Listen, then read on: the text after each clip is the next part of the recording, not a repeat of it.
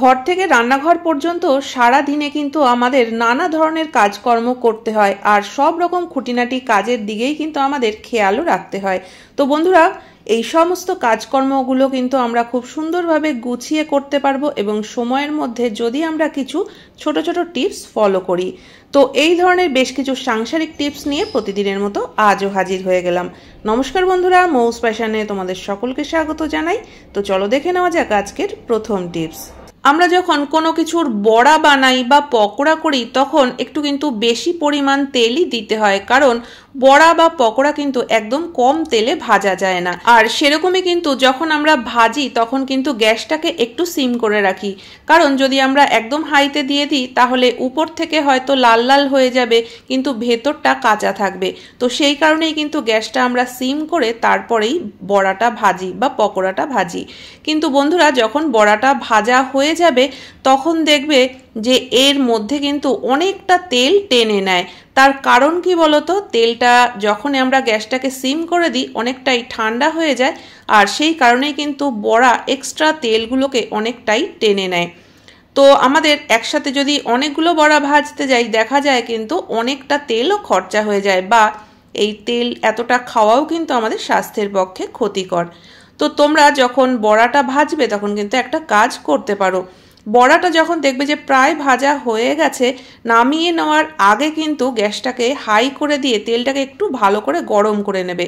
এতে কি হবে, বড়ার মধ্যে যে এক্সট্রা তেলটা ঢুকে গেছিল সেটা কিন্তু অনেকটাই ছেড়ে দেবে। তো তারপরে একটা টিস্যু পেপারের উপর নামিয়ে নিলে কিন্তু দেখবে যে বড়ার ভিতর থেকে আর একটু এক্সট্রা তেল বেরোবে না। তো এতে আমাদের তেল খরচাও যেমন কম হবে, সেরকম কিন্তু স্বাস্থ্যেরও খুব একটা ক্ষতি হবে না। তো আশা করি বন্ধুরা এই ছোট্ট ট্রিকটা তোমাদের কাজে লাগবে। ভালো লাগলে অবশ্যই লাইক কমেন্ট করো। তো চলে যাচ্ছি পরবর্তী টিপসে। ফয়েল পেপার কিন্তু আজকাল আমরা কম বেশি প্রায় সকলেই ব্যবহার করি, আর ফয়েল পেপারের রোলটা যখন শেষ হয়ে যায়, এই যে ফয়েল পেপারের খালি প্যাকেট এটা কিন্তু আমরা ফেলেই দিই, কারণ এটা কোনো কাজেই আমরা আর ব্যবহার করি না। তবে বন্ধুরা, একটা ছোট্ট টিপস আজকে তোমাদের সঙ্গে শেয়ার করছি। এই টিপসটা জানা থাকলে কিন্তু আমাদের কিছুটা হলেও কাজের সুবিধে হবে। তো দেখো, আমাদের রান্নাঘরে কিন্তু এরকম ছোটোখাটো অনেক জিনিস থাকে যেগুলো হয়তো এক্সট্রা, কারণ আমাদের প্রত্যেক দিন এত বেশি চামচ প্রয়োজন হয় না, হয়তো কিছু এক্সট্রা চামচ রাখা থাকে। যেমন দেখো, এখানে প্লাস্টিকের চামচও রয়েছে বা কিছু কাঠের চামচ রয়েছে। এছাড়াও হয়তো এক্সট্রা যদি পিলার বা কাঁচি ছুরি থাকে, সেগুলো যদি আমরা কোনো জায়গায় খোলাভাবে রেখে দিই তাহলে ধুলোবালি পড়ে নোংরা তো হয়ই, কখনো কখনো দেখবে আবার খুঁজেও পাওয়া যায় না। তো এই ছোটখাটো জিনিসগুলো রাখার জন্য কিন্তু আমরা ফয়েল পেপারের এই প্যাকেটটাকে ব্যবহার করতে পারি। তো এইভাবে করে যদি আমরা রেখে দিই তাহলে জিনিসগুলোও পরিষ্কার পরিচ্ছন্ন থাকবে, আর একটা জায়গায় কিন্তু এক্সট্রা জিনিসগুলো রাখা থাকবে। প্রয়োজনের সময় কিন্তু আমরা এখান থেকেই আবার পেয়ে যাব। টিপসটা কেমন লাগলো বন্ধুরা অবশ্যই কিন্তু কমেন্ট করে জানিও। তো চলে যাচ্ছি পরবর্তী টিপসে। বাড়ির বাইরে আমরা যখনই যাই একটা ব্যাগ কিন্তু সাথে রাখতেই হয়, কারণ আমাদের অনেক কিছু দরকারি জিনিসপত্র নিয়ে যেতে হয়, টাকা পয়সা থেকে শুরু করে জলের বোতল, রুমাল, ছাতা, অনেক কিছুই কিন্তু সাথে রাখার প্রয়োজন হয়। তবে বন্ধুরা, যে সমস্যাটা হয় দেখবে অনেকেরই কিন্তু একটা অভ্যেস রয়েছে যে বাড়ির বাইরে বেরোলেই রুমাল হারিয়ে চলে আসে।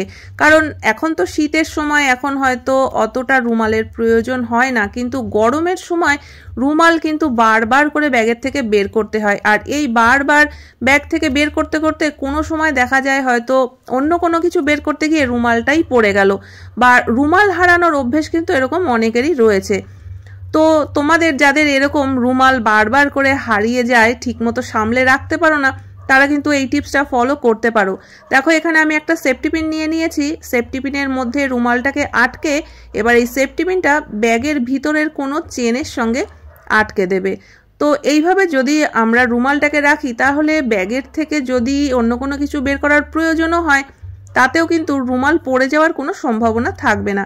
বা হাত মুখ মোছার প্রয়োজন হলেও কিন্তু দেখো এইভাবে রুমালটাকে বের করে নিতে পারো, এতে পড়ে যাওয়ার কোনো সম্ভাবনা নেই, কারণ সেফটি পিন দিয়ে কিন্তু রুমালটাকে ব্যাগের মধ্যে আটকানো রয়েছে।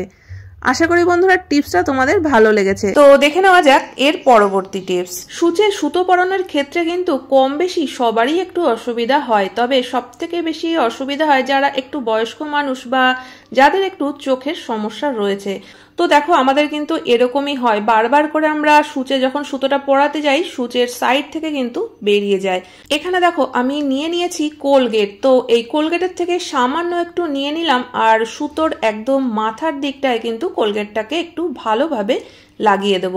তো এতে করেও কিন্তু দেখবে যে সুতোটা যে নরম ভাবটা থাকে সেটা কিন্তু থাকবে না, অনেকটাই শক্ত হয়ে যাবে। তবে কোলগেটটা লাগানোর সাথে সাথেই কিন্তু আমরা সূচে পরাবো না, রেখে দেবো কয়েক সেকেন্ডের জন্য। তো একটু শুকিয়ে গেলেই কিন্তু দেখবে যে একটু শক্ত হয়ে যাবে। তো তারপরে আর কিন্তু সূচের আশেপাশ থেকে যে বেরিয়ে যাওয়া সেটা কিন্তু আর হবে না। তো চলো দেখা যাক যে এই পদ্ধতিতে সূচে ভালোভাবে সুতোটা পরানো যায় কিনা।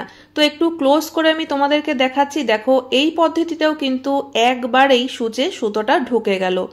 তো আশা করি বন্ধুরা এই টিপসটাও তোমাদের ভালো লেগেছে। চলে যাচ্ছি পরবর্তী টিপসে। টুথপেস্টটাকে প্যাকেট থেকে বের করে নিয়ে এই খালি প্যাকেটটাকে কিন্তু আমরা ফেলেই দিই।